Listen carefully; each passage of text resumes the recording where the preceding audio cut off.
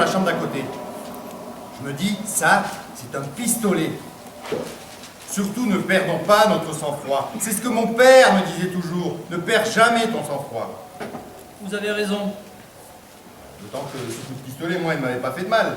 Je n'avais aucune raison de me mettre à hurler. Alors, voilà ma femme qui entre. Au premier coup d'œil, je m'aperçois qu'elle est dans tous ses états. Peut-être pas dans tous, faut pas exagérer, hein, mais tout de même dans un nombre assez considérable d'états. Hein. Je lui dis, qu'est-ce qu'il y a, ma bibiche? Elle me répond, il vient essayer de me tuer. Qui? Tiens, vous avez la même réaction que moi. Moi aussi, je lui ai demandé, qui? Qu'est-ce qu'elle vous a répondu? Elle m'a répondu, c'est Georges. Qui, Georges? Eh bien, Georges. Mon amant, voilà ce qu'elle me dit.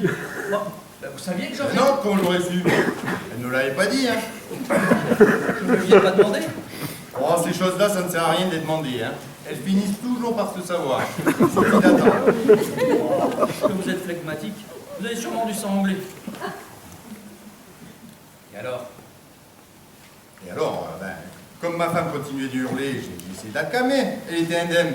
Je lui dis, calme-toi, ma bibiche, t'es indemne. Et puis si Georges avait vraiment voulu te tuer, il aurait fallu qu'il tire dans ta direction. Peut-être qu'il a seulement voulu t'effrayer. C'est pour la rassurer que je lui disais ça, hein, mais c'était vrai. Sûrement. Pourquoi vous connaissez bien Georges? Alors, qu'est-ce qu'elle a dit, votre femme? Eh bien, figurez-vous qu'elle n'avait pas l'air contente du tout que je lui dise ça, hein. Pourquoi? Je ne sais pas, hein, on a beau avoir l'habitude et faire très attention, on est toujours plus ou moins maladroit avec les femmes, vous savez. J'ai fini tout de même par comprendre ce qu'elle voulait, ma bibiche, ma femme. Elle voulait tout simplement que j'aille flanquer une trempée à Georges. Une trempée, c'est comme ça qu'elle a dit. Vous n'avez pas accepté ça, au moins? Ah non, alors là, non, là j'ai refusé. Hein. Moi, Georges, je l'aime bien. Hein. Moi, je suis sûr qu'il m'en aurait voulu de me mêler à une histoire qui, après tout, ne me regardait absolument pas. Moi, j'aurais pas dû être au courant. Hein. C'est vrai. Tout ça, vous n'étiez pas censé le savoir. Alors, je suis tout de même allé chez lui. Hein. On a parlé de choses et d'autres, mais on n'a pas parlé de ça. Hein. Vous avez raison. D'ailleurs, chez moi, c'est un principe, je ne me bats jamais. Alors, remarquez, j'aurais pu, hein. Je sais me battre, hein. Mon père, il m'a dit comment fallait faire. Mon père, il m'a dit... Qu'est-ce qu'il a dit, votre père?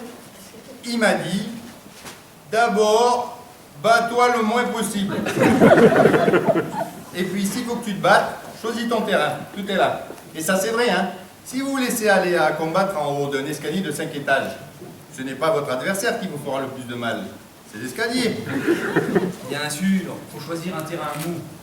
Mou, oui, mais sans excès. Et il ne faut pas se battre au bord d'un fleuve, par exemple. Parce qu'en admettant que la première phase du combat soit terminée, que vous ayez reçu le coup de poing, c'est à ce moment-là que commence la seconde phase, la phase la plus importante, celle où vous prenez conscience. Et au fond d'un fleuve, c'est rudement difficile de reprendre conscience. Et pour la première phase du combat, qu'est-ce qu'il vous donnait comme conseil, votre père? Oh, les conseils du bon sens, hein. Bougez le moins possible.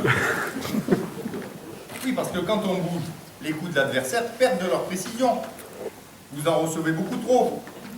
Le combat traîne, ça devient de la boucherie, quoi. Non, bon, la bonne position, ah voilà. Le menton en avant. Hein. Bien en avant, hein, vous voyez. Et les deux bras bien relâchés le long du corps. Et mon père, il me disait, si tu ne reçois pas le coup de poing avec la pointe du menton, avec une grande docilité, eh bien, il y a une chose certaine, c'est que tu ne sais pas te battre. Et puis alors tomber, hein. Même si on n'en ressent pas la nécessité absolue, hein. Tomber. Tomber le plus vite possible et attendre que l'adversaire s'en aille. Vous avez l'air de rudement bien savoir vous battre, vous. Ah ben je me défends pas mal, hein. Mais j'ai des progrès à faire, hein. La douceur, c'est dur. Surtout quand on est marié. Enfin, ça vaut la peine de faire un effort. Ainsi tenu. Dans la journée, vous travaillez. Alors forcément, quand vous rentrez à la maison, le dîner n'est pas prêt. Votre femme n'est pas contente. Eh bien, moi, je m'arrange. Dans le métro, j'épluche mes pommes de terre, mes radis. Au bureau, entre deux circulaires à copier, j'ouvre mon tiroir et je reprise. Quand je vais être tranquille chez moi pour faire le ménage, eh bien, j'envoie ma femme au cinéma, avec Albert, par exemple. Comme ça, j'ai ma soirée libre, je peux passer l'aspirateur.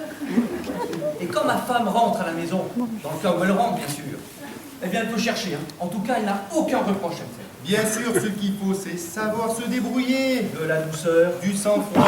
simplement. Qu'est-ce qu'il faut de plus pour être heureux? Rien.